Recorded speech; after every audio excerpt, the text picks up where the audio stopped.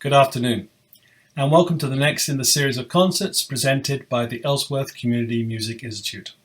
Hi, my name is Schön. I'm a board member for the Institute, and before I get on with introducing today's event, I just have a couple of quick announcements to make. The first one is an expression of gratitude to the Onion Foundation, who is supporting today's event. The Onion Foundation has been hugely important to us over the past couple of years especially, and during the pandemic, in helping us bring you program. So we're very grateful to them. Thank you, Onion Foundation.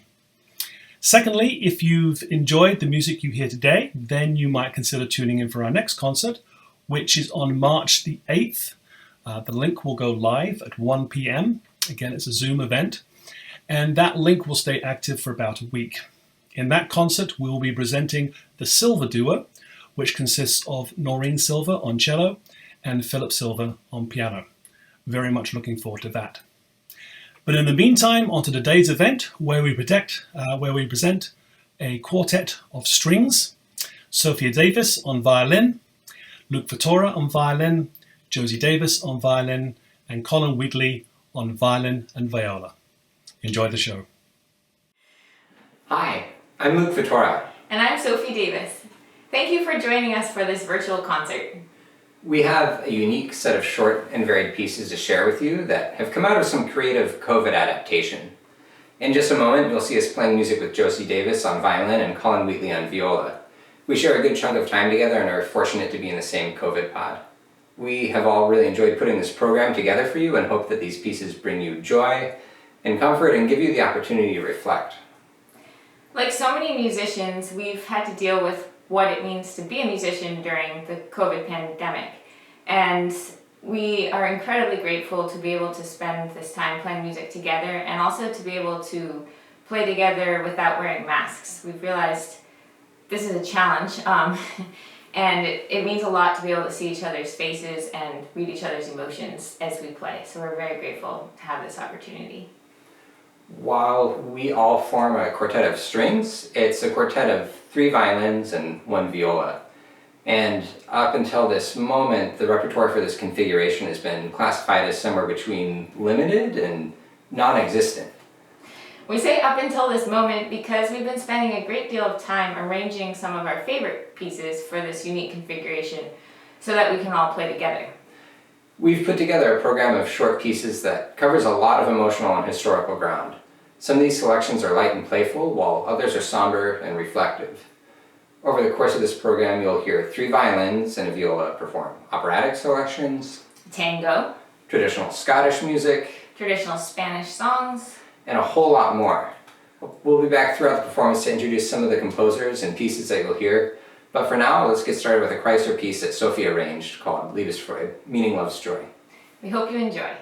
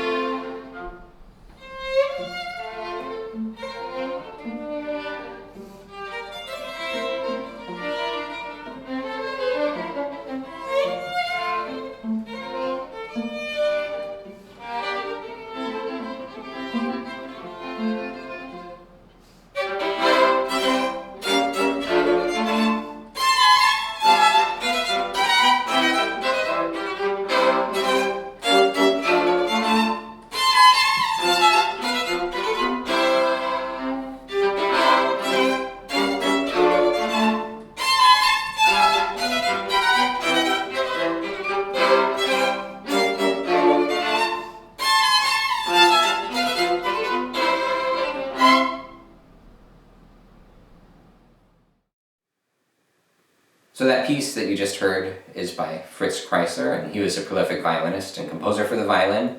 You'll hear his pieces sprinkled throughout this program. He was born in Vienna in 1875 and spent his career traveling between Europe and America, eventually becoming a naturalized US citizen in 1943 and living in New York City. So I just wanted to say a few words to give some quick context for the next piece, and then I'll let you enjoy the rest of the program with minimal interruptions. So this next piece that you'll hear is by an American composer, and really quickly, I want you to just take a second and think about what American classical music sounds like to you, and what composers come to mind when you think of American classical music, and what the elements of their music are that make it sound distinctly American. If you think about pieces that are held up widely by the institutions of classical music, you might have thought about Dvorak and his New World Symphony, or maybe you thought about Gershwin and his Rhapsody in Blue. So Dvorak was actually a Czech composer who moved to America briefly in the 1890s and sought to develop an American sound. And while doing this, he stated that he felt that, quote-unquote, American art should be built on African-American idioms. When you think about Gershwin's Rhapsody in Blue, that's a piece centered around jazz. So it's interesting to reflect on how many of the American pieces that are adopted by the canon of classical music, how many of these pieces are written by white men about African-American music. There are actually quite a few African-American composers who built their compositions on African-American idioms. The institutions of classical music have historically just been a little slow to support and acknowledge them and incorporate them into the canon. One such composer is Florence Price, who is thankfully making a bit of a resurgence right now. So Price was the first African-American woman to have her work performed by a major American orchestra, and that was in 1933 by the Chicago Symphony. She was born in Little Rock, Arkansas, and went northward to study piano, organ, pedagogy, and composition at the New England Conservatory of Music, I think graduating in 1906. And while she was there, she found it necessary to pretend to be Mexican in order to avoid the stigma of being an African-American. Thankfully, we're hearing more and more of her music now, even though throughout her life it was a great struggle to get her music performed. This next piece, Adoration, was originally written for the organ in 1951, and following Adoration, you'll hear several other short pieces, such as a lullaby from an opera from Benjamin Godard, some more Kreisler, and a Spanish folk song that Manuel de Falla originally transcribed for voice and piano. So that's it from me for a while. We'll keep the speaking minimal and let you enjoy the music.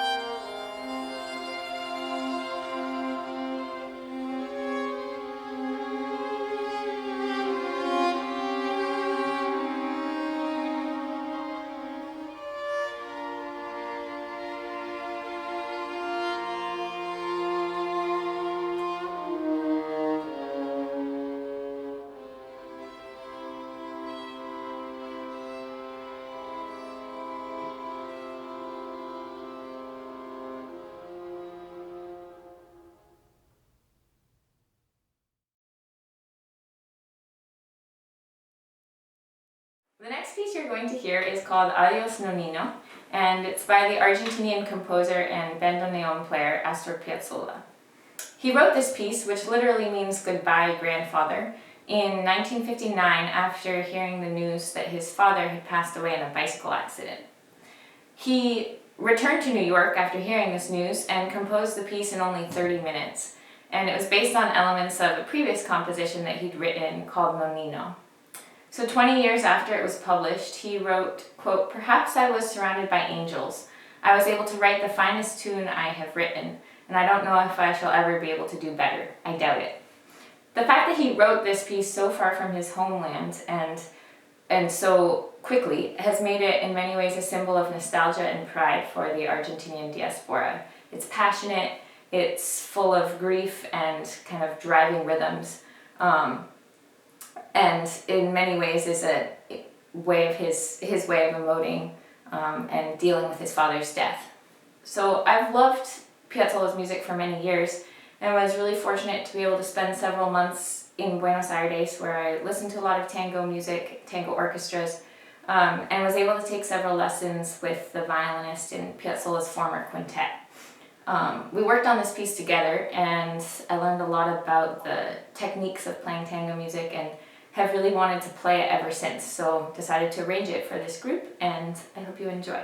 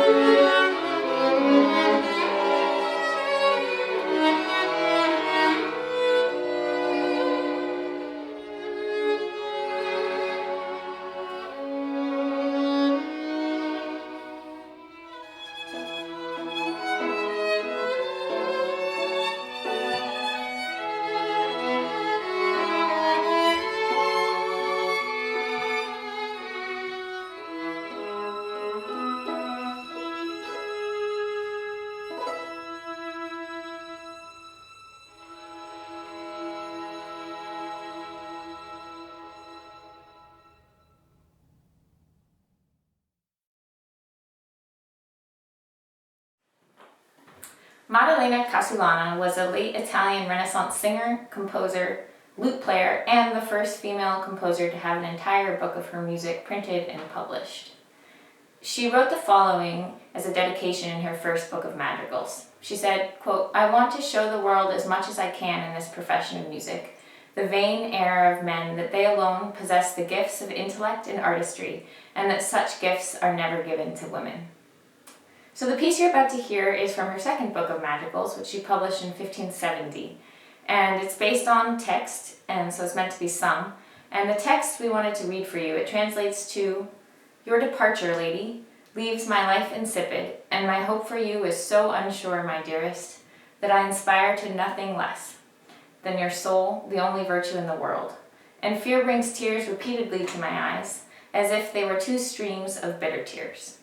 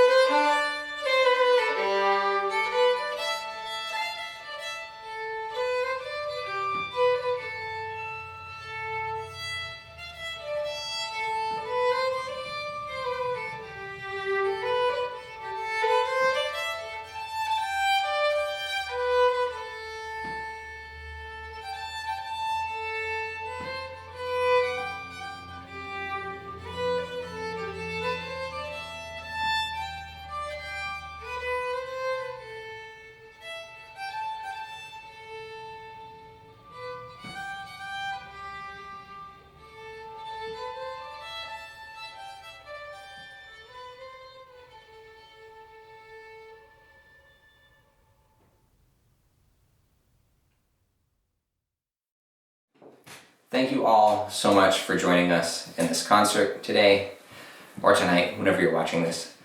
This concert will be up for about a week, and you can go back and watch the whole thing if you like, or you can just check out some of the pieces that you enjoyed particularly. We're going to leave you with one final piece, a really fun, light, playful piece by Kreisler called Rondino on a theme by Beethoven. And being on the faculty at ECMI, I want to thank them for making this concert possible, and I hope that I get to see some of you in person at some point in the somewhat near future, and look forward to the day that we can all be together playing music in the same room. So with that said, I hope you enjoy this last piece by Kreisler.